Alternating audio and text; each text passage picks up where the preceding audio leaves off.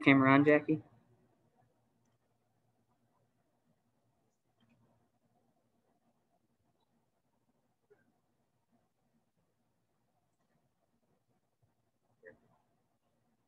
Good evening and welcome.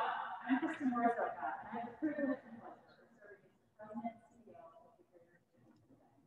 I am so happy to have you here with us tonight at our Community Food Distribution Center for Market at Home, the virtual version of our favorite annual event, Market at the Food Bank. Thank you for tuning in, and thank you for watching. We are thrilled to bring you this virtual version. And as you know, this event is part of our annual Harvest for Hunger campaign. Harvest for Hunger is one of the largest food and funds drives in the nation. It's a combined effort of 4 food banks across Northeast Ohio. Together, we serve hunger relief programs in 21 counties. It's led by the Greater Cleveland Food Bank, but we do it in wonderful cooperation and partnership with the Akron-Canton Regional Food Bank, the Second Harvest Food Bank of the Mahoning Valley, and also the Second Harvest Food Bank of North Central Ohio, which serves Lorain County and counties west. This event is a way to not only show you the food bank, learn a little bit more about our organization, but also to have some fun tonight with amazingly talented restaurateurs and beverage purveyors, some of the very same people who support our work year-round and done so for decades.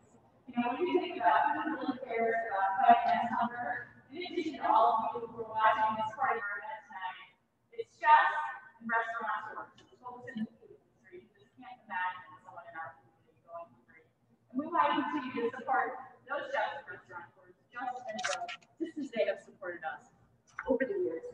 So tonight we have a progressive dinner of sorts. We're going to take you to our facility, and we're going to have opportunities to see a variety of different courses made.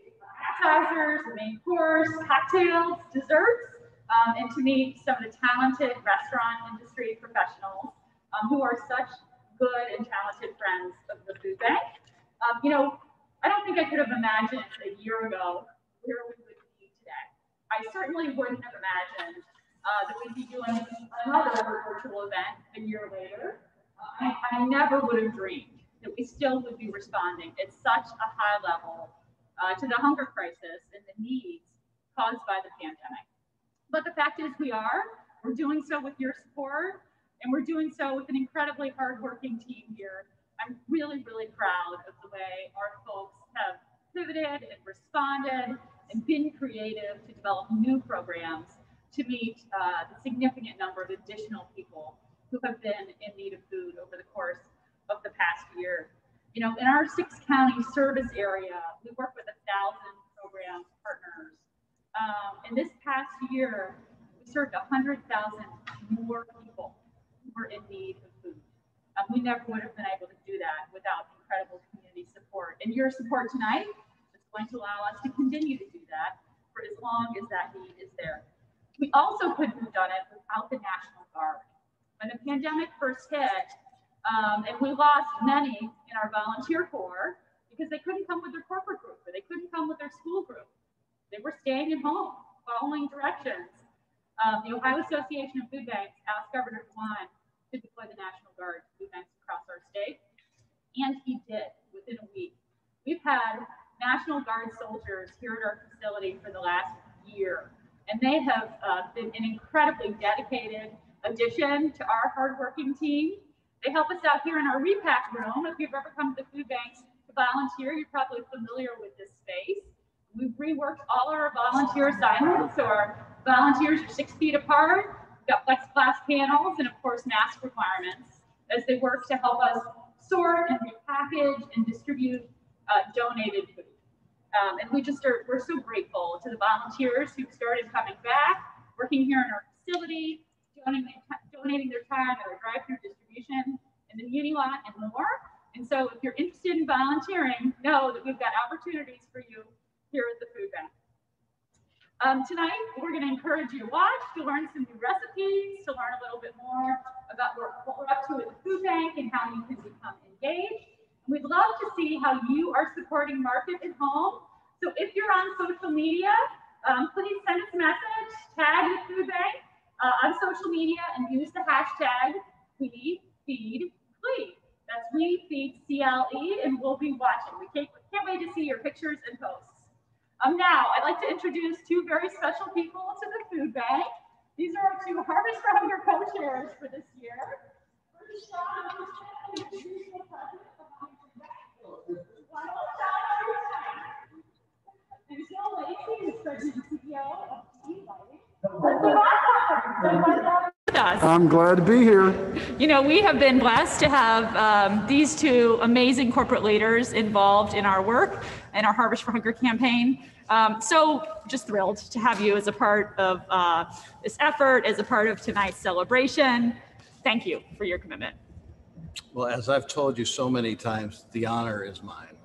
So thank you for having me, and welcome to everybody on Media Land.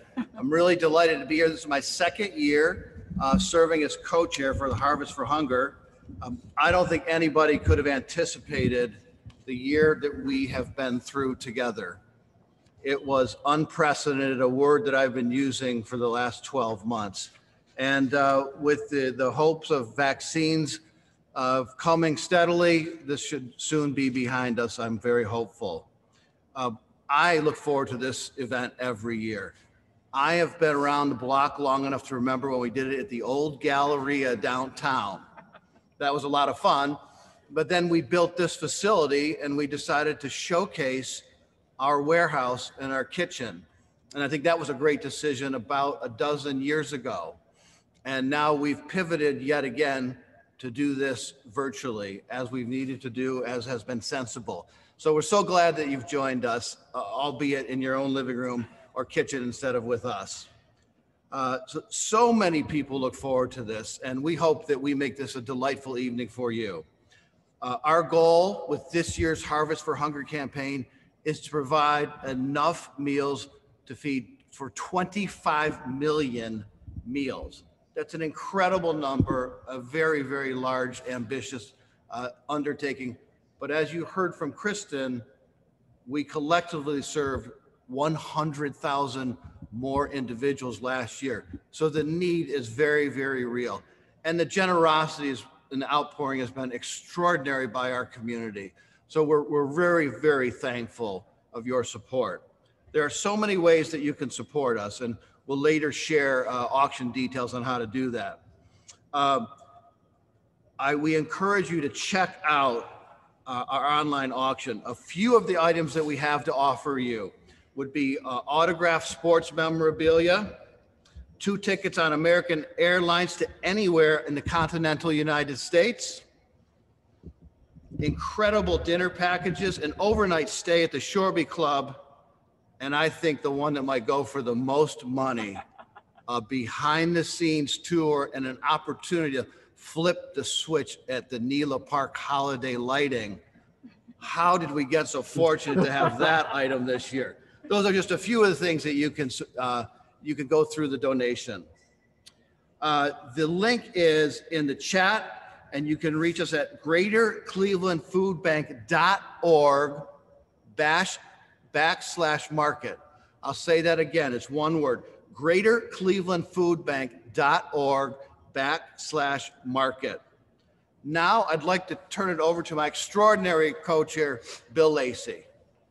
Sean, thank you so much. And let me say how much an honor it is for me to be the co-chair with Kristen and the great organization of the Greater Cleveland Food Bank, and along with Sean. Sean has made this first year that much more incredible. It's been amazing just to come up to speed on the food bank. Last year, the food bank served over 56 million pounds of food to over 400,000 people. It is just incredible when you think about the scale, but the need was there, and this organization stepped up and delivered. And I'm excited. This is my first year, and it's virtual, and that's fine. But I'm really excited about next year. We're going to claim it today that we'll be in person doing this back next year. I think that's all right for us to claim it today. As you know, it takes many hands.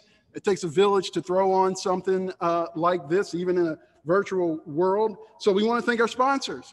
I'd like to thank Citizens Bank, who is the 30th anniversary sponsor of Harvest for Hunger. 30 years. That is something amazing. I'd also like to thank our VIP sponsors, Bank of America and Sanson Produce. Our raffle sponsors are Lake Health. And finally, our auction sponsor is Tito's Handmade Vodka. Be sure to check out the online auction, bid high and bid often. And there are so many great opportunities there for you. So have fun with that. And now I'd like to throw it back over to Kristen. That's great, thank you. And speaking of sponsors, I also want to mention that our two presenting sponsors tonight are GE and Huntington. We are so grateful to both of you for your incredible support once again, financial support as well as leadership support. All right, so it's time for our first recipe. We're going to talk appetizers, and we're going to do that over here. Let me introduce you to Chef Andy Dombrowski, one of the very talented and generous chefs that we've been talking about, who does so much for the food bank. Andy is with Alley Cat Oyster Bar. Oyster Bar and Collision Bend Brewery, both in the flats. Yes, I have to say, I'm a particular fan of Alley Cat Oyster Bar because I really like oysters. And so I was so excited to have Andy with us tonight. So we are putting in an oyster bar this year. Fabulous. After 5 years. I'll be down. We'll have an oyster bar up and running here in the next few weeks. That's great. So we're excited. And thank you so much for having me here. It's always fun doing stuff with you guys. And it's always fun helping out the community and feeding people, which is what I do for a living. Absolutely, So, we appreciate it. I eat for a living, Andy, so We're we're a match made in great, heaven. man. We're great. And we need your light bulb. We're all good. So what are you making for us tonight? For Tell us. the appetizer course, I was thinking spring back in winter, and I thought I'd make some vichyssoise, which is a cold soup. And then I noticed it was going to snow this week. But so we have our English pea vichyssoise. So that's made with fresh English peas, potatoes, a little bit of cream, some vegetable stock. We flavored it with some tarragon and a little bit of thyme. So you get a really nice, creamy, velvety soup, really nice on the tongue. And you know, I think it came out really well. And even on a cold day, I think this will be very satisfying. So we're going to put a little bit of that into our bowl. It's beautiful. I hear your vichyssoise is delicious, by the way. This is what people tell me. Thank you. So we have that. So do I get to taste that, or does Kristen get to taste that? Or do we Here, fight for it? I have a spoon for each of you. Maybe you guys can spoon fight. All right.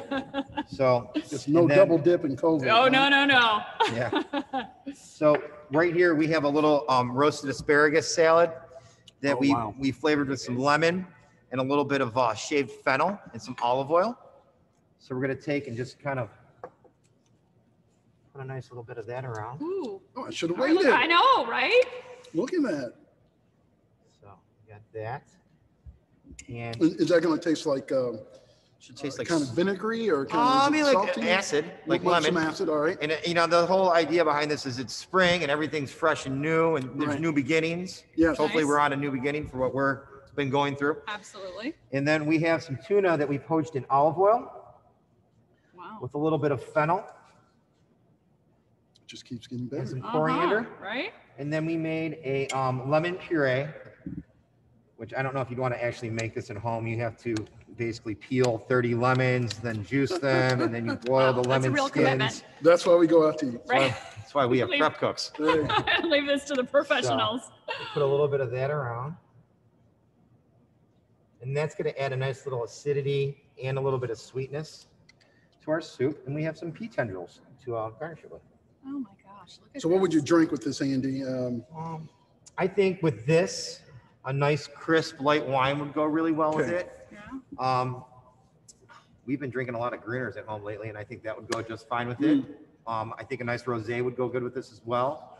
I think a nice handcrafted Tito's cocktail would go good with it. Very good. Shameless plug. So that'd be great. But that's our dish. That's our vichyssoise, and I hope it's just as great at home as it is right here. The other thing that we made tonight, we made dessert. So I know we're kind of jumping ahead, but we made a milk chocolate panna cotta with a fudgy brownie. Oh my gosh. So we have our fudgy brownie, and we have our panna cotta on top of it. So it's chocolate on top of chocolate. And we're gonna serve this with strawberries. Wow. So we have a nice fresh strawberry puree.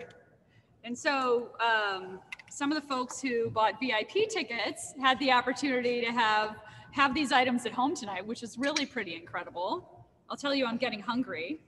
Do you make these things at the restaurant, or did you make them just for us? So they're also at the restaurant. We will have some of these at the restaurant, and you know, these are things that we kind of change up as we go along. But yeah, we actually will have that this weekend down at Alley Cat. Okay, well, so noted. So if your mouth is watering, you know you can get one of these at Alley Cat this weekend. Sounds amazing. What are some other great appetizers or desserts on the menu at Alley Cat these days? What do you like? These days, we're doing a really nice molten chocolate flourless cake with some mango and a little bit of mint oil. We actually, last weekend, we opened up a sushi bar at Alley Cat, which we're running on the weekends for right now, just to get kind of acquainted with it and whatnot. So I think that stuff is all great, new and fresh, and kind of exciting for what we're doing. We've been having some lovely whole fish coming in. This week we have some lovely black bass from the Gulf, which is really nice and fresh, and it's cool because you get the whole fish on your plate. And you know, we have all of our other favorites, and we've been changing up things quite a bit and just kind of going with what we think is fresh and great product to use. That's great. Andy, we want to thank you. We also want to thank all of our food purveyors who have continued to support this great effort. And please go out and support, and let's get back those restaurants full to the appropriate capacity that we're allowed to. I can tell you one place that has some fantastic appetizer. And let's get out there and support them. Now I'd like to throw it over to Sean. Thank you. Thank you so much. Thank you. Thank you. Hello, it's me again, Sean with Mary. Hi. As you can see, we're in the warehouse where actual product is behind us, ready for delivery to the agencies. This whole night is about fun, but today we're also here tonight, right this moment, to pull names for our raffle for gift cards.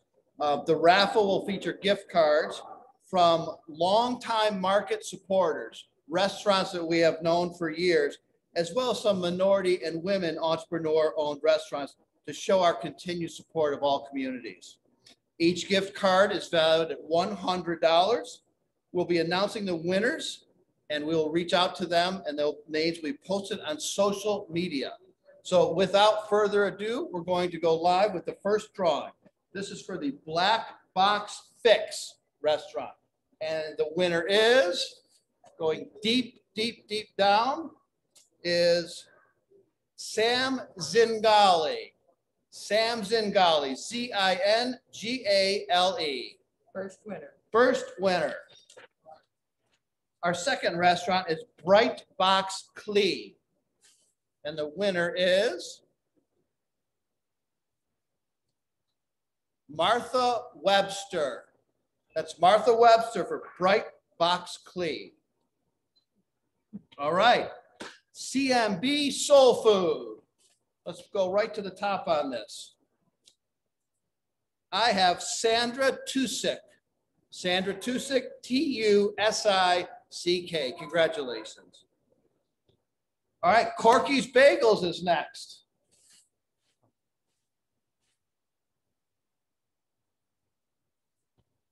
Cocky's Bagels is next. Close. Reading was not a prerequisite for this job. And the winner, they'll have to share their bagel, Jeanette and John Stranick. S-T-R-A-I-N-I-C.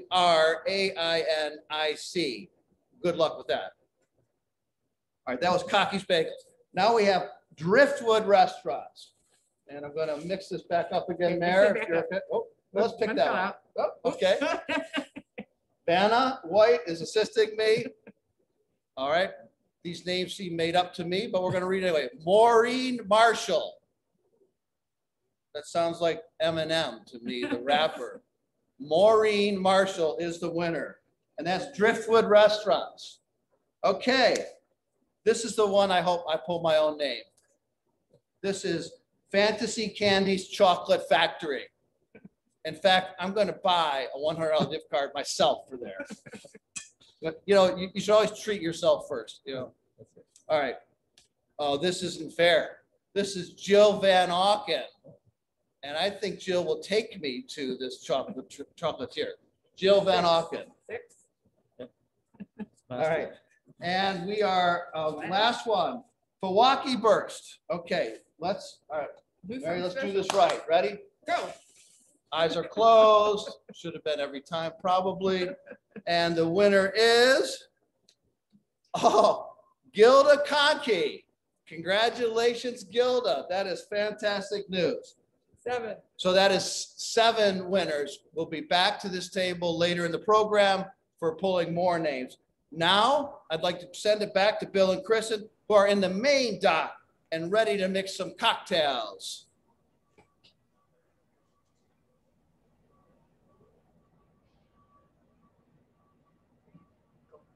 Hey there, I'm Kristen. I'm back on the back dock. So typically our back dock is a hub of activity. This is where donations are coming in every day from the food industry. It's where food orders are going out to our network of partner agencies. We have a fleet of 19 trucks and drivers who are out on the road every day, making sure that the food we have available, made possible by our community, is out at our agencies and available to people who really need it. They are an incredibly hardworking crew. I was here a couple months ago on a very early morning, a very snowy day. And I'll tell you what, every single driver was here. Some of them were already out on the road and they were ready to go. I say, we're like the post office. Doesn't matter if there's rain or snow or sleet. Our team always delivers, and I'm just so proud of each and every one of them, I will tell you. You know, over the last year since the pandemic began, we have provided 9 million more pounds of food. That's an increase of 9 million pounds of food year over year to our partner agencies across 6 counties. We serve local hunger relief organizations as far east as Ashtabula County, as well as Ashland and Richland County, Geauga and Lake County, and Cuyahoga County as well. And we're just so grateful for that entire network of partners who are out on the front lines in every community, making sure that healthy food is available. The fact is that 1 in 6 people in Northeast Ohio is food insecure, which means that they are not sure where their next meal is coming from. And so it's our job to make sure that when somebody is worried about food, there is a partner agency or there is a place like the food bank that they can call. We served twice as many new people during the pandemic than we had in the previous year. 65,000 new families who hadn't had to turn to anyone in our network for emergency food relief before. But thanks to your generosity, those agencies were there and they had the food that was needed to step up and to provide it. You know, we've met a lot of new clients over the course of the past year. I mentioned earlier, I think, that we've been doing a weekly drive-through distribution in the Muni Lot. And I was at one of these distributions in December, and a member of the National Guard who was also out there handed me a photo, and it was a Christmas card of a Christmas tree and a dog, a cute little dog. It said, "Merry Christmas." And I said, "Well, thank you. Where did you get this?" And he said, "A client gave it to us. He brought us Christmas cards." And I learned that that client was Anthony. And Anthony is one of the people who has been turning to us for help. In addition to the challenges caused by this pandemic, Anthony has stage 4 cancer. He hasn't been working because of his illness. He's been in chemo and nothing tastes good. And because he's not working right now, he also has struggled to afford the nutritious food that he needs to get better. And so as he's been coming down to our drive-through distribution in the Muni Lot, he has been thrilled by the variety of fresh fruits and vegetables because that fruit in particular tastes good to him right now. And, you know, he's gotten to know our team. We've gotten to know him. Well, he's not there every week. He's been there on a pretty regular basis. And, you know, it just is such a privilege to serve Anthony and to help him recover from his cancer and to help him hang in there as long as he's struggling with it. You know, he always tells our team how grateful he is. And I'm telling you how grateful we are to you because you're helping make this wonderful, nutritious food available. Last year, we distributed more than 30 million pounds of free, fresh fruits and vegetables to our partner agencies and to people in our community. You know, there's nothing more nutritious, nothing better for a healthy diet, and it's something that we're really proud to be able to do every year. So next, we've got some more food on the agenda, food and drink on the agenda, I should say. I'm going to walk over here to our friend Clark Pope. Hello, how are you? Doing well. It's a privilege to be here and see you again. Well, it's great to see you as well. Those numbers are astounding, and it's a privilege that we are able to help you respond, because it has been a phenomenal year of need and change for our community. Well, so, thank you, Clark. thank you for reaching out. We want to first say thanks to Kevin, our mixologist, and then Mr. Pope, who's the owner of these fine products. We also want to thank Global Life for sponsoring this.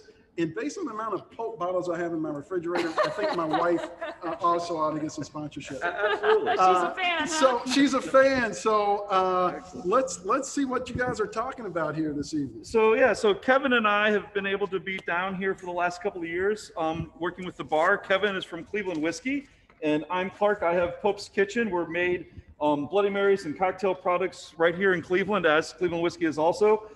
Tito's has helped us out for a few years. So we're gonna make a real fast blueberry lemonade, get us ready for summer. And the nice part about doing this is you're using the blueberry lemonade made from fresh whole blueberries. We're using some nice fresh bottled lemonade and a little bit of Tito's. And if you're having with kids or some non-drinkers, you just take out the vodka and you've got a nice friendly blueberry lemonade.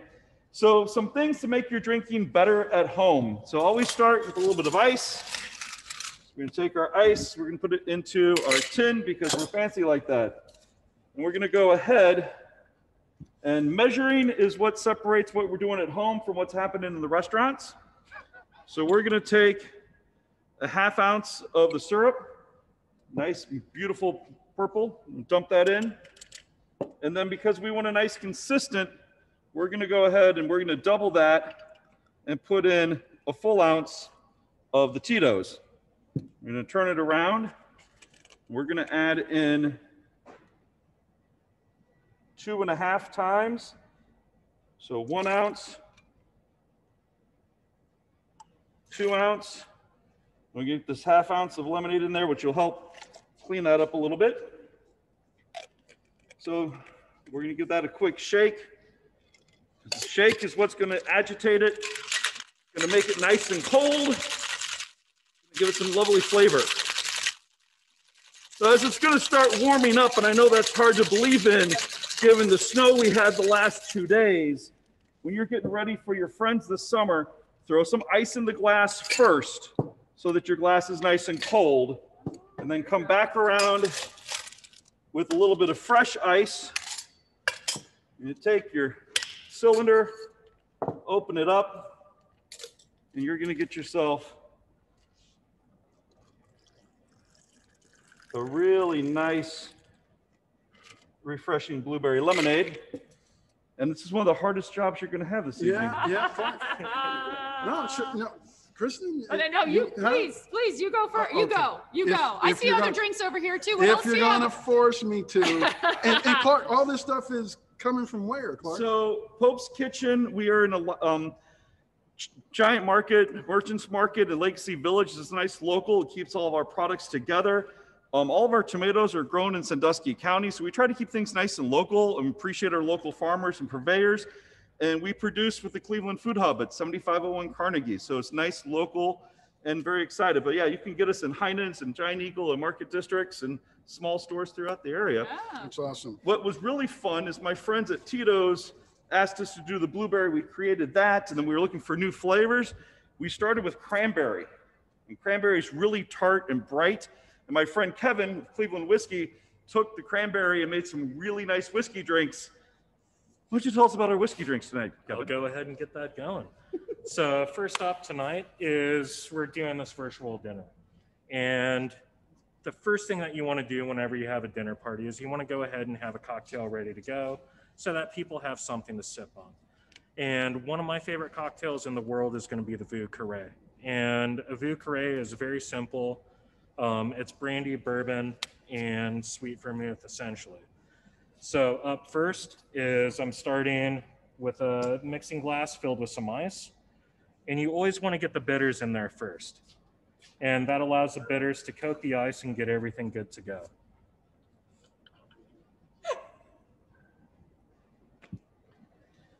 All right, so we just have a few drops of bitters going there. And of course, like, you never want to drink by yourself. Well, I do, but most people don't. No, some of us have friends. Kevin, you already mixed enough for two this time, right? Oh, I'm mixing it for two. Clark only did for one, but you're going to do for two. Of course, All of course. right. Like, you got to have a partner, I've never right? had that before, right? Right. You've never tried a vieux carré like this Never. before in your life. I'm gonna get a little closer in on this. So this is a new bourbon that we released last year. This is our wheat penny bourbon. Basically what this is it's going to be a wheat heavy mash bill for balancing out the corn. And what wheat does is it just kind of gets out of the way of the sweetness of corn and bourbon and allows that natural sweetness to shine. Sorry about my mask. So first up, because we are doing two, you got to get in there and get 1.5 ounces of the wheat penny bourbon. Yeah, let's go ahead and bump that up to like 1 3/4. Oh boy. The best part of doing cocktailing at home is you're not driving. Ooh, There you go. thank you. Give you something to Through sip the on magic while of we're television. Yes. I'm thinking ahead a little bit, I think. And you said there are cranberries in here. Absolutely. So this is good for me. It's great for you. Right, perfect, Like, excellent. yeah, it's like great for the kidneys and other things. I love it. Like, and the second ingredient going in, or the third ingredient rather, of the vieux carré is going to be your brandy. So this one I picked because it's finished in a bourbon barrel, which I think is interesting because most people are really interested in finishing their things in cognac barrels. So, but that's not my product. You don't have to focus on it. And then, like, the next ingredient is going to be a sweet vermouth. So with this, I like to start with a Spanish vermouth because it's a little bit more dry. It's based on a sherry rather than based on like a sweet and fortified Italian wine. And with this, again, it's just the same amount going in there, and it's got a beautiful color to it. It's awesome, awesome stuff. Now comes the best part that really makes it take off, and that's going to be the Dom Benedictine for your vieux carré. And with this, bumped it up a little bit because I found the herbs go great with Clark's cranberry sauce or syrup and sauce, I guess. Cranberry sauce. Get that in there, just 1 ounce for 2. And coming in with the cranberry lime. And what I like most about the cranberry lime in this cocktail is that, you know, cranberries are always tart. They're very fall forward fruit, and that tartness really mellows everything out nicely. And it's worth the wait for the pour. So Cleveland Whiskey's getting a new home soon too, aren't you? We are. We're going to be located around Collision Bend in the South Flats, which is going to be a great step up. And of course, with everything going on today being Earth Day, it's going to be sustainably powered as much as we possibly can. We're going to work as many environmental things into it and really try to be as responsible as possible. That's exciting. Congratulations. It's awesome. Thank you. Yeah, it's been a long road, and we're finally really starting to catch on board. We got great guys over at this distillery, and just a great group of people, and we're happy to bring more jobs to Cleveland for sure. That's wonderful. As amateur mixologists, and I see all these cool gadgets, what are 1 or 2 things that we would have to have at our home bar to Honestly, kind of do a decent job? it's really silly, but if you go to gyms, Yeah. one of the best things you can have is a blender bottle. Okay.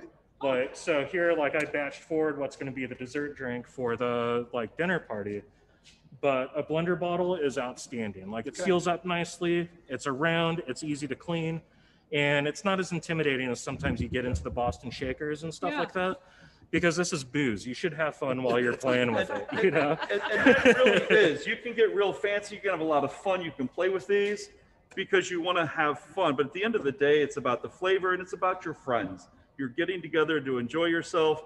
You do learn some things, typically with fruit juices. You want to shake and agitate to get them mixed. For the vieux carré, which is predominantly different levels of alcohol, different flavors, he's stirring that with the ice so that it gently comes together. And then it's gonna sit, as it's probably sat for about 15 seconds, and he's gonna strain that out because the ice is gonna melt. It's gonna help open up the flavors, and you want your beverage to be chilled. Gotcha. So really, I always wonder why James Bond liked it stirred instead of shaken. yeah, but, you know, that's just because There's no fruit juice. it's fun to watch the bartenders look at you with like, service industry, we will do what you ask for. Why Well, are and you also asking for made that? it easy for Ian Fleming to avoid the fact that he just liked any drink that was put in front of him. I'm impressed by the citrus. What is this, broiled Yeah, citrus? so Grilled what I did with citrus? this is I thought it would be fun to do it live on camera with a roofing torch to go ahead and torch the oranges. But I also didn't want to burn down the food bank. Thank so you. We appreciate that. you're very welcome. Right. So I torched the oranges before I came Wow, in. let's get that. It's gorgeous. And pretty that what is. that'll do is like it really makes those oils come alive and the orange. So Clark, what is your favorite drink to serve with friends? So we are coming up on the Kentucky Derby in 8 days, Uh-huh. and really bourbon and mint syrup is just a There truly, you go, truly sir. beautiful thing, whether you're using Never had it before. the nice Cheers. Wheat Penny Absolutely. from Cleveland Whiskey is a beautiful bourbon to be blending with, but it's nice, it's spring, it's refreshing. So I'd say the mint julep really is my all-time favorite of cocktails. Isn't that beautiful? As born and raised in Louisville and grew up on the Derby, I love you even more, Clark, you know, the mint julep. That's Julep's the way to fantastic. go. Fantastic. You know? We got a little bit more time. I think you got one more? One Are more, we- and I'll one go more. ahead and Let's speed go. this Let's up. do it. So basically what this one is called is Take the Time. And it's a riff on the Brandy Alexander. And in order to get you guys to the next step, I have it pre-batched over here in the blender bottle, which I recommend making at home. So with this, you have those little funky like metal wire wheels that come with the blender, and you just shake it up. And what that does is you're fat washing the alcohol in there, and it makes it nice and mellow and easy to get around. All recipes are available on clevelandwhiskey.com. So with this, Brandy Alexander is obviously typically made with brandy, and that was John Lennon's favorite drink. And with this, I decided to tap into it and use bourbon instead, because he was eventually going to become a naturalized citizen over here in the States. And the first song that he released after taking a few years off to raise his son was, can't remember the name of that one, but Take the Time are some lyrics from it. And so with this, it's going to be your 1.5 ounces of bourbon, 1.5 ounces of chocolate liqueur, and half and half. Super easy to make. And the garnish is just going to be a little bit of instant coffee powder, because everybody wants to have that coffee after dinner. Like everybody wants to have that. Everybody wants a nice sweet dessert drink. And this is a lot more fun than eating cake. Look at that. Wow, it's gorgeous. Thank for you. sure. Look at this beautiful after dinner dessert drink. Do you want to try that, Clark? Sure, why not? Very nice Looks there, Kevin. wonderful. Look at that. Thank you so much. Yeah. You're very Such welcome. Thanks for talent having back us here, on and board. You guys are fun. Go ahead. But just want to say again, thank you. I want to just That's a quick delightful. reminder to go online for the auction, which will be going through 8 p.m. this evening, 8 p.m. And you don't want to miss out. We have some amazing packages like Brown's tickets in the club lounge, airline tickets. Yes, we're back flying again. Also fantastic dinner packages, wonderful dinner packages. And you can find the link in the chat as well as on our social media. Thanks, Kevin. Thanks, Clark. Thank you so much, Bill. Thank you. And thank you for the privilege of being here. Appreciate it.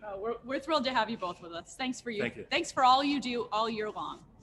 So speaking of fun, we have co-chairs this year, Bill and Sean, who are absolutely great sports. And we had a little fun with them a couple of weeks ago as we were talking about food and preparing for tonight. They were challenged back in our community kitchen to test out their kitchen abilities, I would say.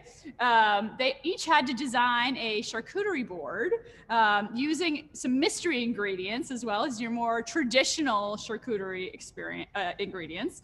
They had 10 minutes to put together a fabulous board that looked good, tasted great, would impress our judges, and they got to work. Now, they each had a little extra help. They each had a teammate from our Cleveland Community Kitchen, our cooks here at the food bank, and our judges were a very special group. Our judges were from the AmeriCorps Vista program. These young people from all over the country have been working at the food bank this year. They come in from all over. They've been living here in Cleveland and helping out at the food bank full time as we work to provide food in response to the pandemic. So it was their last week, and our Vistas got the very special treat of being able to participate in the challenge and judge the challenge and choose the winner. The winner was based on overall presentation and visual appeal, and also use of the secret ingredient. So we're gonna roll that video now, and you can see who walked away with the grand prize. You guys just heard the rules. Are you ready? Ready. Yes, chef. Sous chefs, are you ready? Yes. Timer starts. Get back over here. Timer starts now. All right.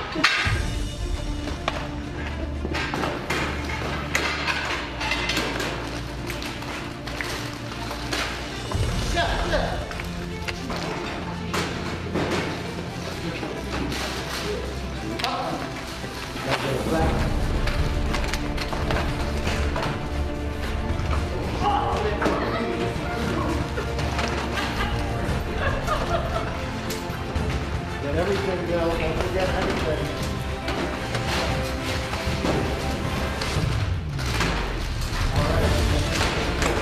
I will sell you some cheese, Bill. If you would like to make a donation to Harvest for Hunger, okay, I can sell you some Gouda cheese.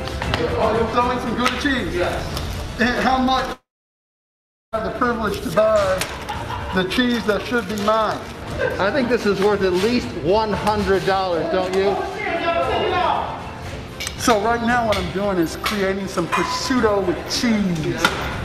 And it's very delicate, so you want to take your time. Have a good roll. Want it tight? Want it tight?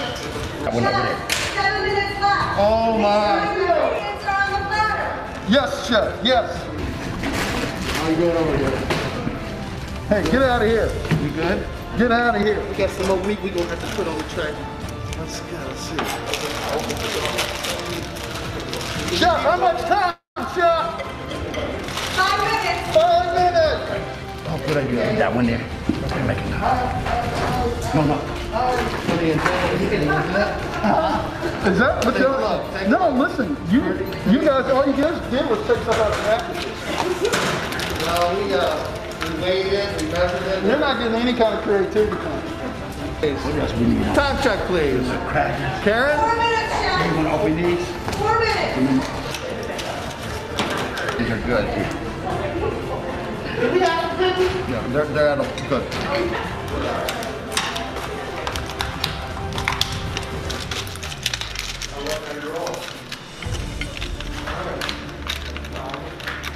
All right, I'm going to go look for one more. Hey, Sean, are you a good enough sport to give us some pickles, or are you being a, one of those types? 3 minutes, chef. Look at that. That's creativity. Yes, it creativity. is. Yes, all it right. is. So we're going to put that there. 2 minutes, chef. 2 minutes. We got the, What about this little one? What are these little? yeah, use that. It's all about the plating. You want to plate this just right. There you go. See what I did there? Fluff it up a little bit. There we go. 10, 9, 8, 7, 6, 5, 4, 3, 2, 1. Hands up. All right. I don't want to influence the want to influence the judges and all. You hold on, Timothy, don't forget. You give them some light.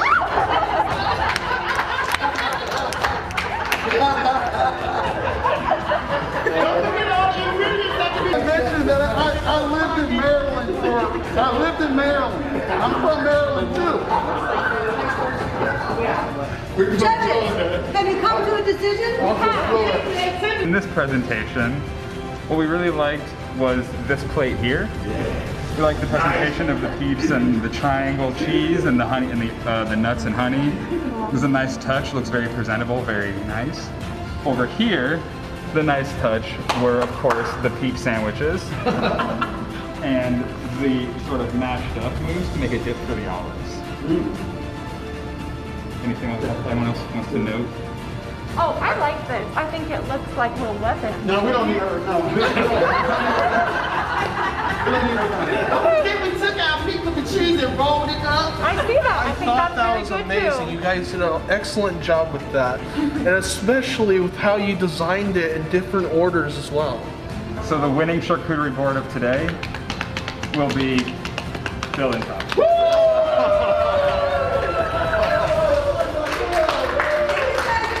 We tried.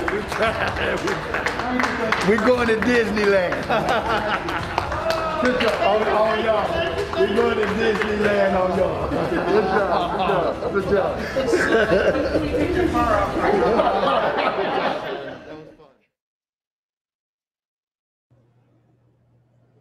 Well, thanks to Bill and Sean for having some fun in our Cleveland Community Kitchen and for having some fun with our staff. That was great. I hope you enjoyed the video, and I'd like to congratulate Bill and Tasha on their win for their extraordinary charcuterie tray.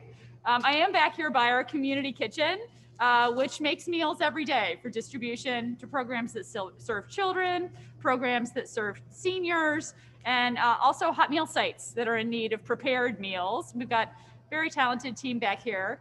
But unfortunately, they have been working really hard to make meals in a space that is not quite big enough for them. And so because of that, we have launched a new project that I'm really happy to tell you about today.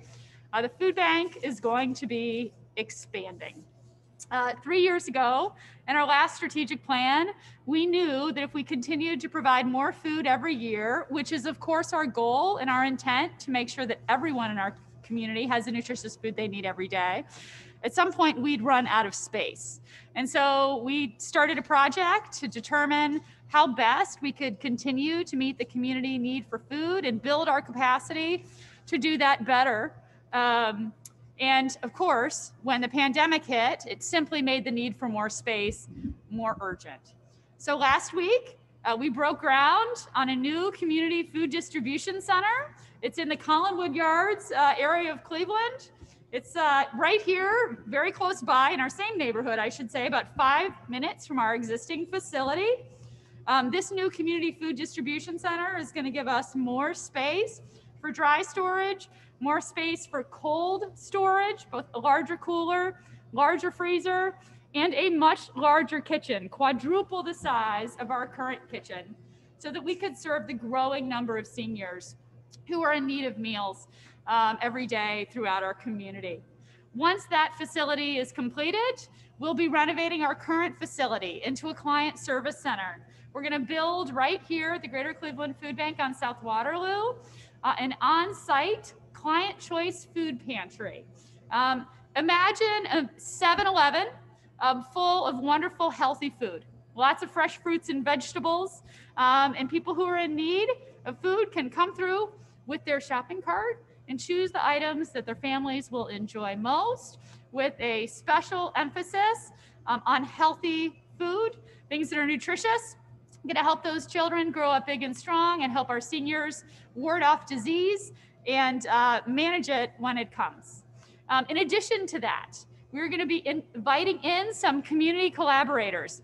For years now, through our help center and our outreach team, we've been connecting clients to both benefits that they're eligible for to provide household stability, and also connecting them to other nonprofit partners.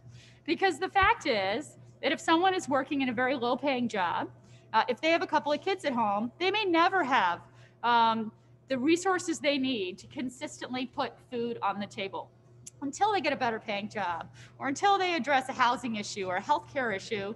They may always struggle. And so as we work to end hunger in our community, connecting clients to other nonprofit partners and empowering them to address some of those underlying issues is going to be a real priority for us. And that is something we're going to be doing right here at our facility on South Waterloo. We're really excited about the project. We were very excited about the groundbreaking. We can't wait to be over on Coit Road at our new facility, and we're working against a pretty aggressive timeline because the fact is we need more space now. The need for additional space is urgent. So we will continue to keep you updated as we work on this project, as we work to address hunger today by providing more food to our partner agencies and to people who need it in our community, and also address hunger tomorrow by getting at some of the underlying issues that are contributing to hunger in our community. So we'll have more information about that project up on our website, and we'll look forward to keeping you up to date as we move forward with that goal. So next, I'm going to come right over here, and I'm going to introduce another VIP guest, one of our favorite people here at the food bank. It's Brandon Krastowski from Edwin's. How are you? Good, wonderful, wonderful. You know, this is the best time of year. I love this event. I mean, I get ready for this event. You don't understand. I've got the chef coat picked out. I've got everything's ready in the wings waiting. This is the best. Well, Brandon has been so good to us over the years. He's been a co-chair of our Market at the Food Bank event. Every time we turn to Brandon for help, he's got something extraordinary to offer. And he also is doing such great community work through Edwin's and through all of your initiatives. You want to tell people a little bit more about what you're up to? Absolutely. You know, there's always something going on at Edwin's. You know, we're open throughout the week if you ever want a nice dinner. We have, you know, the bakery, the butcher shop. Shoot, we got even a campus for housing that our students can live, study, play in. But most importantly, we got a new project on the horizon that we opened up. That's Edwin's 2. And it's more of really a community kitchen, an incubator for anyone who's got that burgeoning idea, that dream of being in the culinary or food business. We're giving them a shot with some nice digs right there in Shakers Square, where Fire Restaurant used to be. We've commandeered the space. So we've always got something in the oven, man, whether it's the bakery, the butcher shop, or now Edwin's 2. That's awesome. And I hear you're preparing an amazing entree for us tonight, sponsored by our friends at Fairport Wealth, who are just great partners to the food bank. We appreciate all they do for us. I cannot wait to see what you've got up your sleeve. Yeah, we've got a couple things here. So we're going to take it away. We're going to have some fun. You know, I begged, you know, Kevin's behind the scenes here, Kevin Grissinger. I begged him, I said, you got to give me 15 minutes with this dish, man. Like, you got to give me 15 minutes. It's risotto. It's Chilean sea bass. It's a beautiful connection between the sea and what grows in the ground. So we're going to make that for you here today. So if you're at home, if you're watching, if you're taking notes, well, maybe don't take notes, just drink wine. But if you're planning on making this, I'm going to give you a couple pointers on how to make it and make it the right way, okay? So let's start with some risotto, all right? So this is a process that will take exactly, 18 minutes or so. So we might not get the whole process in, but we're going to show you how it all begins. So get a pot, okay? A pot that's a little higher than normal because you're going to be slopping this risotto against the side and the edges, because what you're trying to do is take this arborio rice and work the starch out of it and make this creamy porridge-like, substance that we call risotto, right? So you're using a short grain rice. You can use arborio. You can use carnaroli rice. I mean, you can pick your short grain rice, but for us, we use arborio. We keep it simple. So really quick, we start with some oil. Okay, this is the basis of the whole dish. This is like the soul of the dish. We're going to take some shallots here that we freshly diced up earlier this afternoon, and we put a little shallot in here. Of course, you can't go anywhere without fresh garlic. So we'll put some fresh garlic in here as well.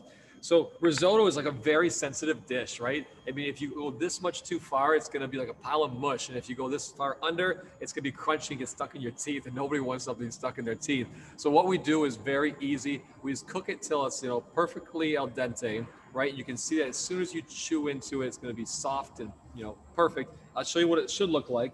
But first we start with the aromatics with the shallots over here. We're sweating them out. We're going to put a little garlic in here, okay? And while we do this, I'm actually going to show you also how to cook the fish. So we're going to do two things at once, because at home, you might be getting like a little bored, right? And saying, hey, I don't want to watch this guy stir rice for 15 minutes. So we're going to spice it up with the Chilean sea bass. So here's a beautiful piece Chilean sea bass. Kristen's gonna keep an eye on the risotto. So the Chilean sea bass, this fish by design is supposed to be tender, supposed to be soft. Believe it or not, it's like naturally marinated its whole life. You know, it's also called the Patagonian toothfish, right? South America goes in some deeper waters, believe it or not. And what it has to help it out in its buoyancy is like oil glands that secrete like this oil throughout their life so they can go up and down in the water. Imagine that, you're being marinated your whole life. Can you imagine if like we had butter glands in our body that we constantly secrete it?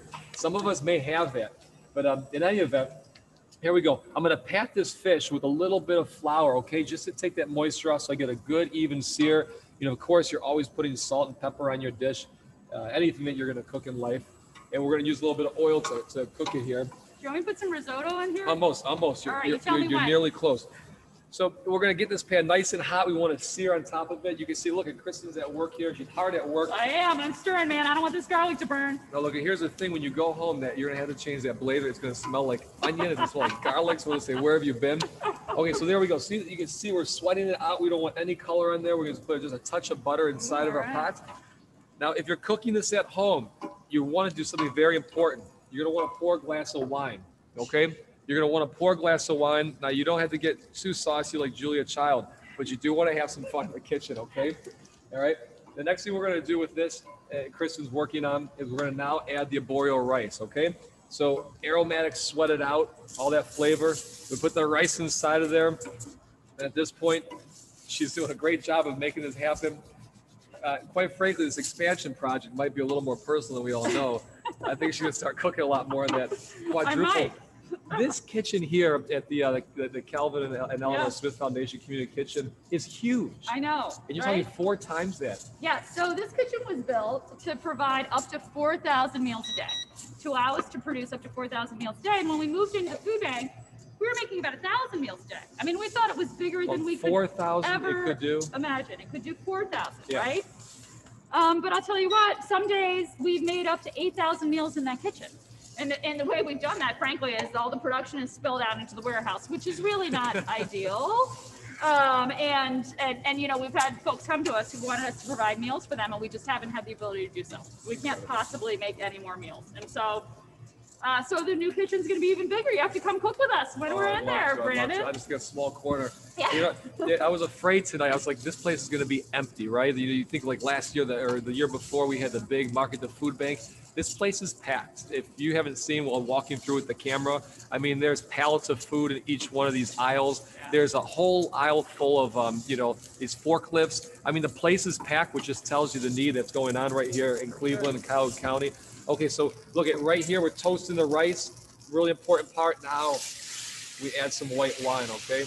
You add a little white wine. All right, now, Brandon, I like to make risotto. I actually made risotto this weekend. And so when Kevin said you were making risotto in 15 minutes or less, I said, oh my God, he's got a special talent I don't have. Because my risotto took a lot longer. But is it true that you have to stir it the entire time? Yeah, you really want to make love to this dish. You're constantly hitting that starch against the side, and you want to get this out so it's nice and creamy. So you can let it reduce now and let like the heat do its work. Okay. But yeah, you're at least in for 18 minutes. But like I said, Kevin's a tough customer. You know, I had to really. Right. I was like, come on, man, what's it gonna take for 5 more minutes? So here we are. We're searing the sea bass here. You can see. I don't have too much. Okay, you don't have to have too much fat in the pan over here. Okay. What you want to do is keep a nice thin layer of fat in here. If you put too much oil, your fish is gonna stick, right? Nobody wants a sticky fish. You want a nice seared fish. So just enough oil in that pan. I know you're gonna be trying to cook it this weekend, right? I know you're going to the store as we speak, and you're gonna get some Chilean sea bass. And then tomorrow or Saturday night, it's date night, and you cook for your loved one. Yeah. Okay. Now we gotta stir this. We gotta really put the There we go. I like it. I like it. So you can see this is not an easy task, okay? If you have some sort of tennis elbow, you might want to use the other elbow. It's a lot of work, and you're going to keep doing this. The next important part about risotto, you want to make sure you're using a hot stock, okay? Nothing cold, nothing out of like a cardboard container. And as soon as you start to see, look at this, you see this wonderful job. He's really mixed this rice around, and all that wine's been reduced and concentrated. And now we add some liquid to it. And in this case, the vegetable stock. And Kristen, all right. Chef Kate is already in there. And you only add enough until it starts to reduce. If you put too much in, now it gets soggy. It's not going to do the proper, the proper technique. And you just keep doing this, then one more spoon, one more spoon, one more spoon, et cetera, et cetera. Okay, meanwhile, while that's going on, and if anyone would like a glass of wine, I brought one in a bottle. So there's enough for the both of you. So look at this. We're going to take our fish here, and we're going to actually flip it over. Watch this here. It's getting a little smoky, but look at that. Nice sear, a nice golden sear right there, okay? Now at home, you don't have to use your fingers and a spoon. You could be safe and use like a fish spatula, right? You can use a fish spatula.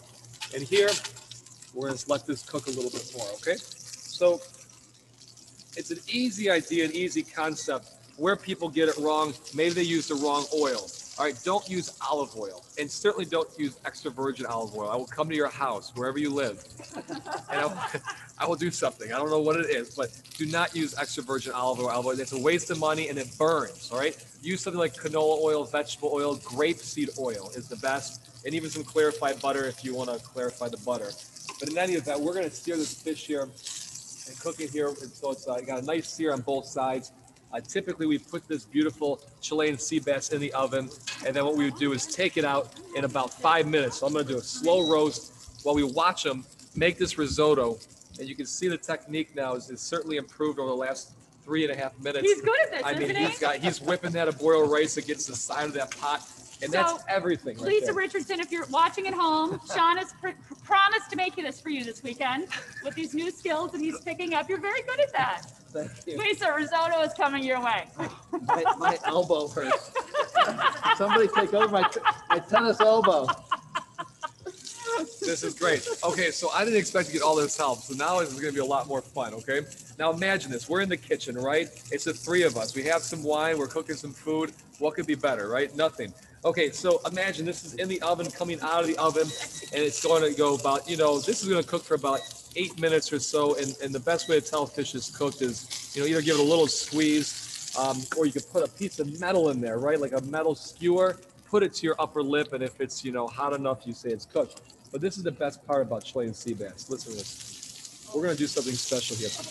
Everyone thinks that the butter is going to burn, but there's enough oil in here that it's going to prevent it from burning. Okay? We're going to throw a little thyme in here. We're going to take some garlic. We're going to crush it with our palm of our hand.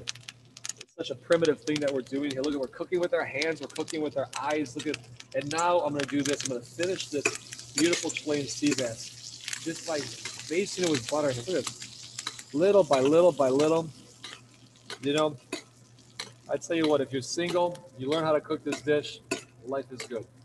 If you're married, life is good. No matter what, you learn how to cook this dish like that. You can see all the flavor, this garlic, this thyme is getting inside there. And then we're gonna go back to the risotto over here. So this keeps getting whipped around. And then what we're gonna do is continue to add that hot stock until it gets to a point where it's almost soft. And then we're gonna add some cheese, asparagus, and then many, many other good things, okay? So stick with us, keep sticking with us over here, because you're gonna see something transpire here, which is really important. And that is, this is great. So what we're gonna do here is we're gonna continue finishing this fish here, this Chilean sea bass. And in about another minute or so, what I'm gonna do is show you how to make the pan sauce. But you see this technique, okay? Up and over, up and over.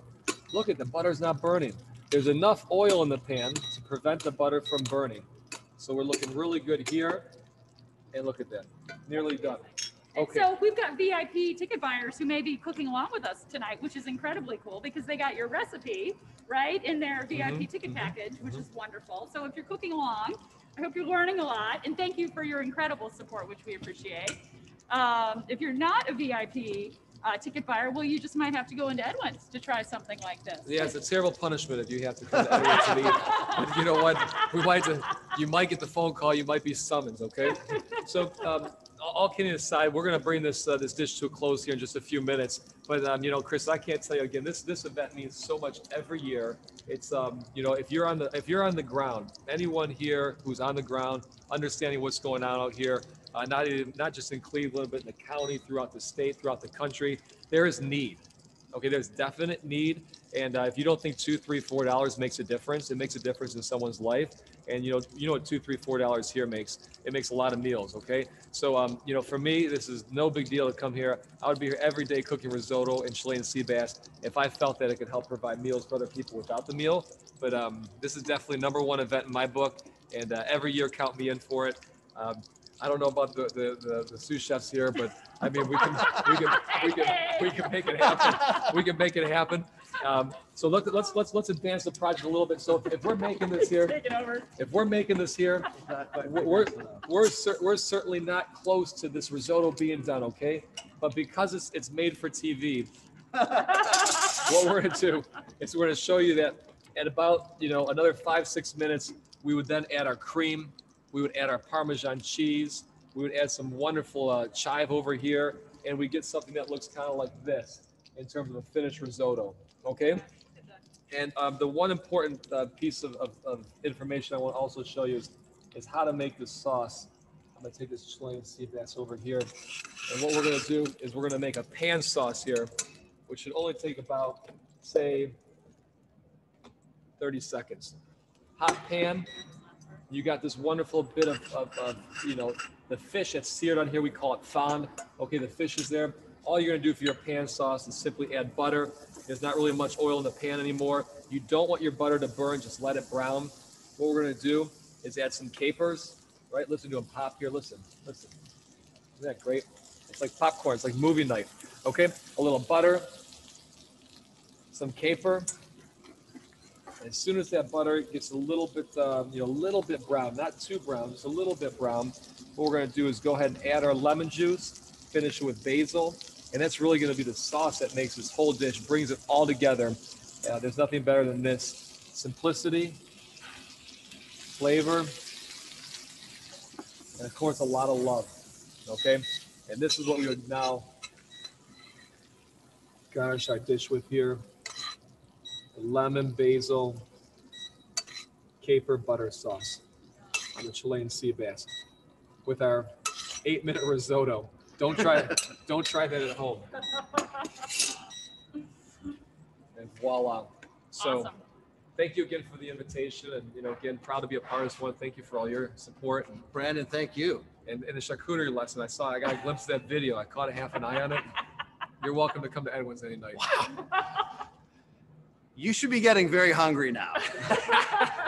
and hopefully you made your cocktails alongside with Bill. This dish looks spectacular. Thank you. I hope I get to sample it. Remember, the online auction lasts until 8 p.m. There is still time to bid. Remember the fantastic things we talked about, the autographed sports memorabilia, the opportunity to turn the lights on at Nela Park, and a behind the scenes tour. So, and many, many other great items. So at this point, we're going to turn it over to Bill Lacey, for the second drawing of the raffle winners for the gift cards. Bill, over to you. Hey, thanks, Sean. Let me just say, I was going to say that if the cooking contest was a risotto, you would probably win. But based on how you were staring and Brandon's kind of feedback that you weren't doing it briskly enough, I'm not even sure if you would have won that. So let's get back to the business at hand, which is our second raffle. We have gift cards from longtime market supporters, as well as some minority and women-owned restaurants. So to show our support, we will announce the winners, and we'll reach out to them and deliver the gift cards. It will also list the winners on our Facebook. So, Mary, let's get to it. Let's go. All right. First up is going to be Frederick's Wine and Dine. I'm not looking. And we grab. Mary, I'll let you get that in there while we're naming the name. Laura Javarsky for Frederick's Wine and Dine. Up next is Johnny Mangoes. All right, again, let's get it in here. Let's have a look. Alan Blumenthal. All right. Now, Kim's Wings. Boy, Boy, would love some wings, huh? Right around draft time and some wings. That sounds right on the money. And the winner is Jane Martin. Jane Martin. Okay, now we're talking about Luna Bakery. That's some good stuff. Let's pick here. I think I got one. And the winner is Gilda Gonke. All right. And now we're going to go to Mama Roberto's. All right. And let's see what we got. I think I got one now. Jill Van Auken. All right. And mix them up, mix them up. The next one is for Melt Bar and Grill. So we'll get in here, we'll get in here. And what we have is, did we put Jane Martin back in? She may have bought more than one chicken. Then Jane Martin has 2 victories. All right, Jane. 6. I think it's your lucky day, Jane. And finally for Pope's Cocktails. All right, we'll go in here, get one, and we have Sid or Dog, Sid. All right, let's give a round of applause to the winners. Yay. All right, thank you, congratulations. And now let's send it back over to Kristen and to Sean. They are over in our agency pickup area, ready for dessert. But don't you start without me. I'm heading over there now.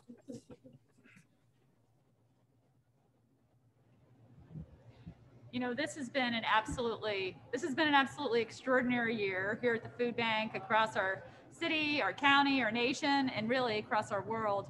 And it's changed a lot of things for many, many people. It's changed a lot of things here at the Food Bank too, as we've had to respond in new ways to the needs caused by this pandemic. You know, the economic impact of this pandemic has been hardest on women and low-paid workers and people of color. And these are our clients, folks we're serving year in and year out. But the fact is that we've served more of them this year than ever before. 100,000 additional people served over the course of the past year in cooperation with our network of member agencies. And as we work to provide more food to more people than ever, and to try to do so safely, we ended up launching a number of new programs and distributing food in new ways. We started packing for the first time disaster boxes, emergency boxes of food that were designed to provide a family with a 7-day supply of food. In most cases, those boxes were full of purchased product. And so thanks to community support, we were able to buy the food that our clients needed most.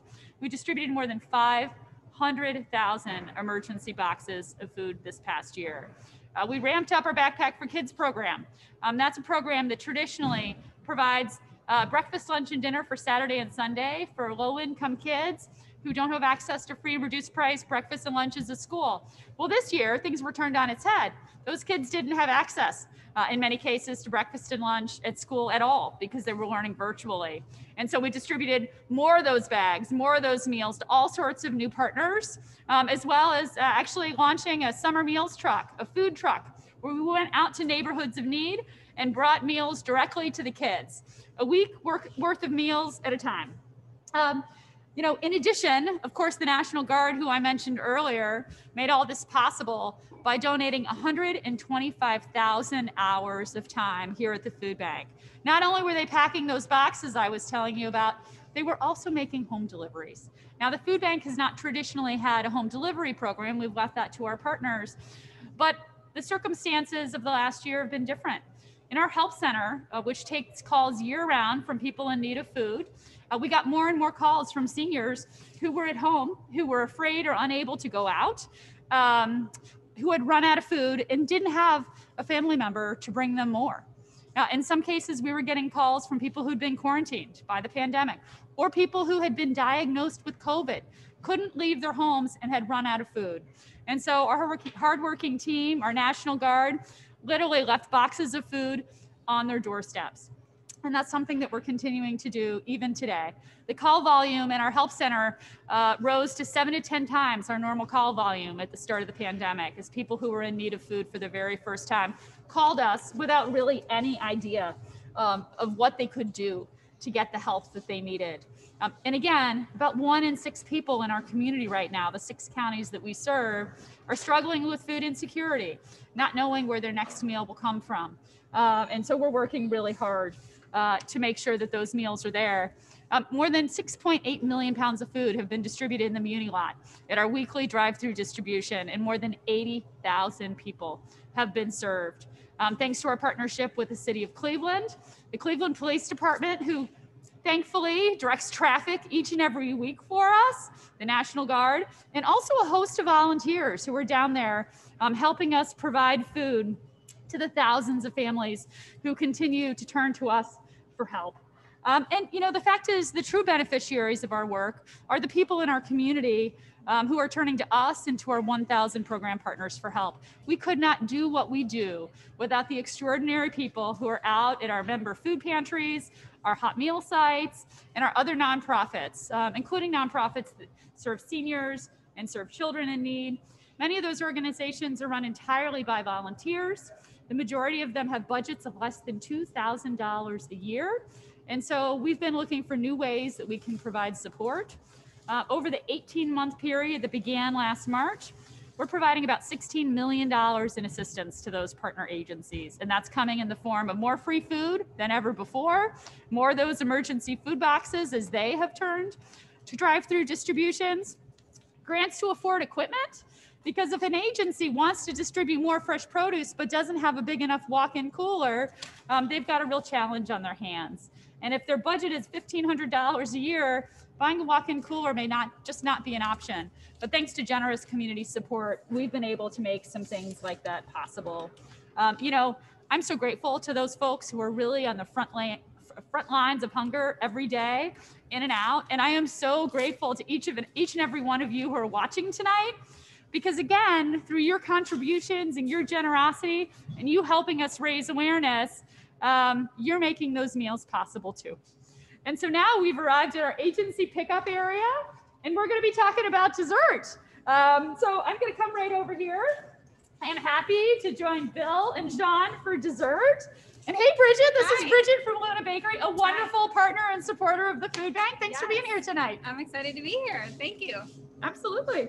It's no coincidence that we both showed up to help you with dessert. Right. No coincidence, right, Bill? All of you. All of you. And I should also say thank you to Fifth Third Bank for being our sponsor of the dessert course tonight. Yes. So what are you preparing for us tonight? Okay, so I'm going to make chocolate Poda creme, which is essentially a fancy name for like a chocolate pudding or custard.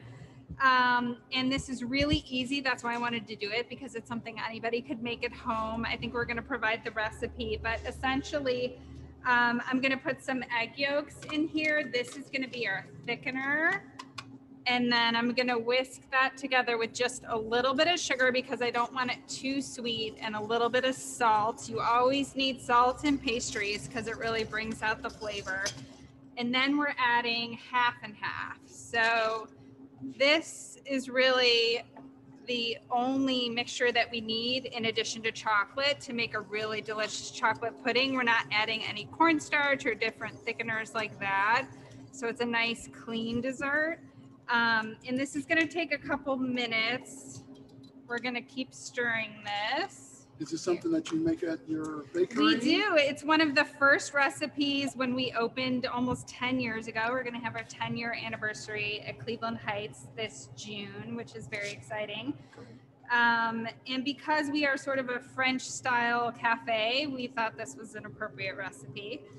And then over here, I'm going to show you, I'm prepping some berries. And what I did was I macerated these berries. So I just cut up some beautiful fresh berries and added some sugar.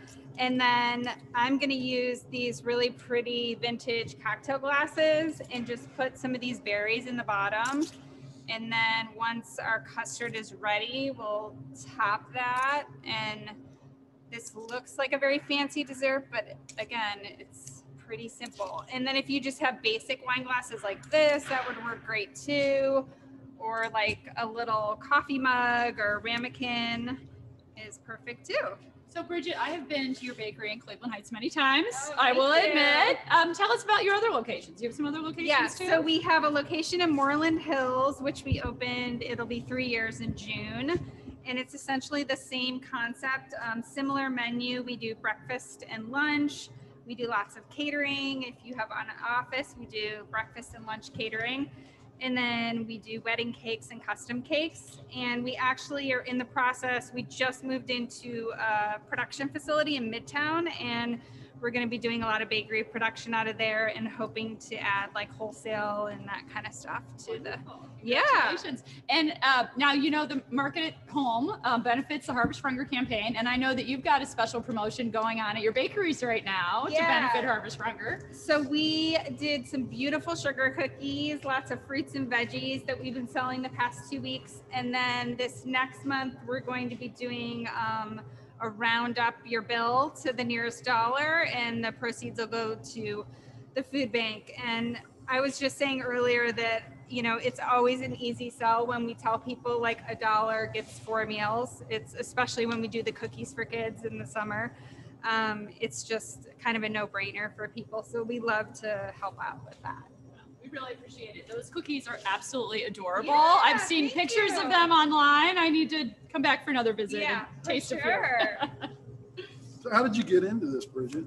Well, it's interesting. I actually made a career change when I was 29. So I always tell people, you know, you can follow your dream even at a later age. And I think about Martha Stewart, who left like being a stockbroker at age in the late 20s. So I think there's hope for anyone who might be in the wrong job. But I was living in Chicago and I worked in advertising, and I was bored at my desk job and started just taking culinary classes. And here I am. I never thought I'd move back to my hometown of Cleveland and open a bakery, but you know, I feel like things happen for a reason. And that's a great story. Yeah.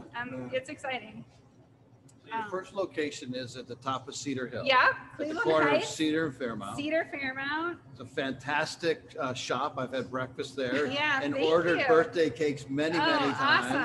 Awesome. And you expanded to Moreland, and now you're going to Midtown. Yeah, and really just for space. I mean, the space at Cleveland Heights has been great for us, but we're just all on top of each other, crammed in there, every nook and cranny. And you know, I'm just excited, especially as a woman business owner, to be expanding. And during the pandemic, you know, we really pushed through. My employees did a great job. So it's just really exciting to be growing and, you know, creating more jobs for people. So.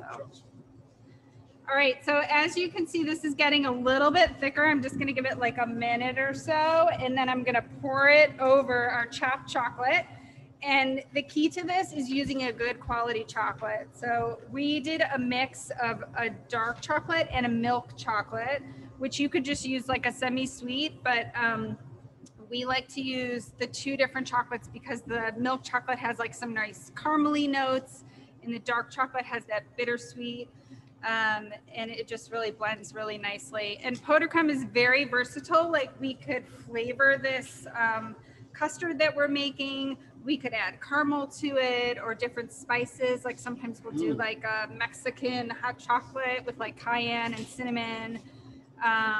It's really an easy, fun dessert to make. Did you usually cool it down, or will the chocolate naturally? So it will just set up over time, but if I were doing it at home, I would pop like all of my desserts into the fridge, and they can keep for a couple days. But like you guys can sample it, it'll be warm. But that's what I was really trying to figure out. you know, you can eat it at any stage. Yeah. Yes, Who wants to know how quickly he can have a bite? Understandably, by the way. Yeah. All right, just gonna give this like another minute. Just trying to get it to thicken a little bit here. What's your favorite thing to make? Oh, geez.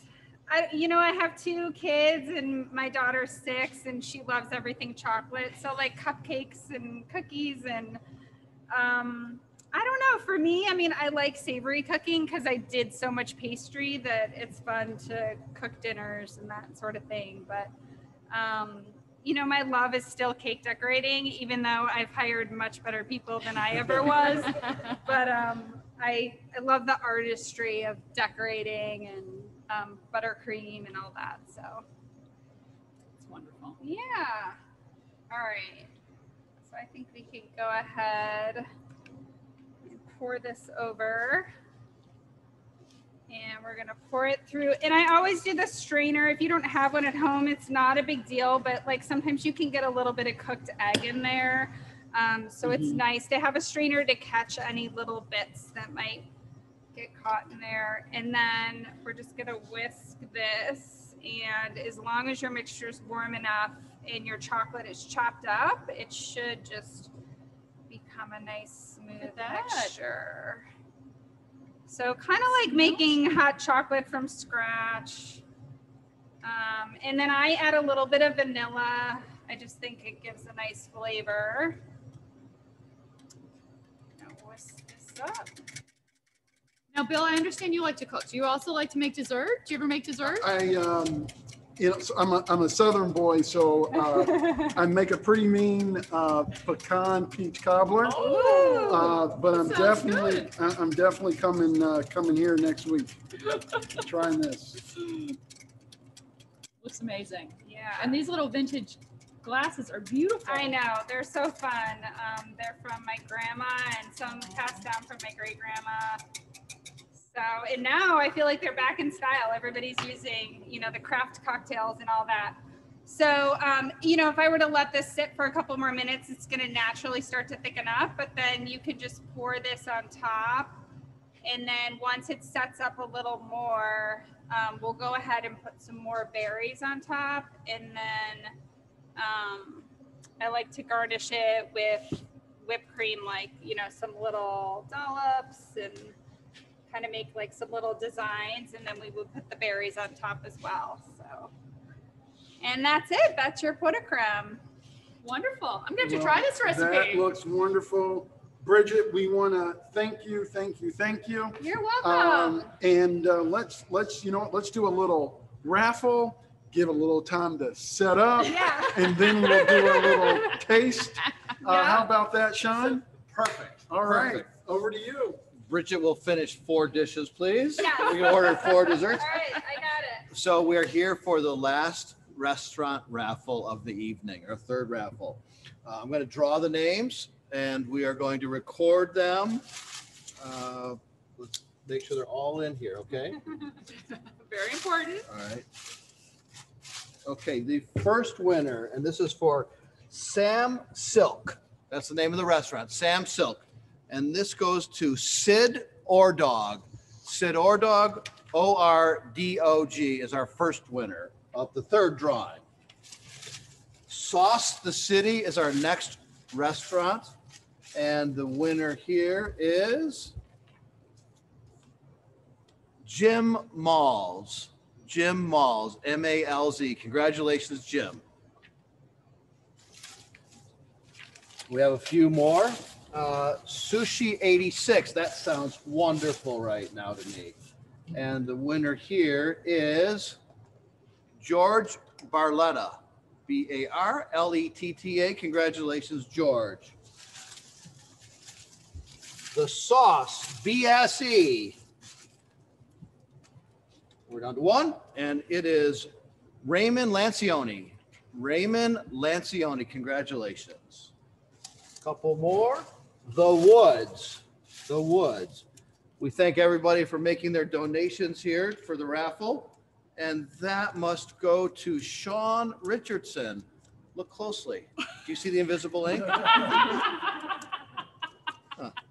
We will redraw. Where's that? Probably was mine. Jeff, come on. Pat Graves. Congratulations, Pat Graves. You have won. Zanzibar at Shaker Square is next. And that goes to Terry Smagala Jr. Congratulations, Terry. All right, go Terry.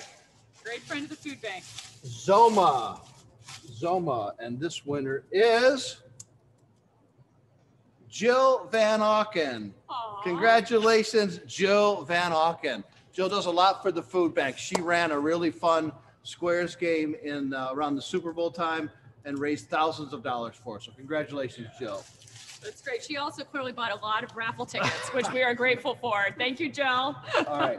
So finally, in anticipation for the Taste of the Browns event that we hope to hold in the fall, which is really one of the prime time events that you must get to, we have a couple of gift cards for our supporters for the Taste of the NFL, Taste of the Browns. And I'm going to pull two names.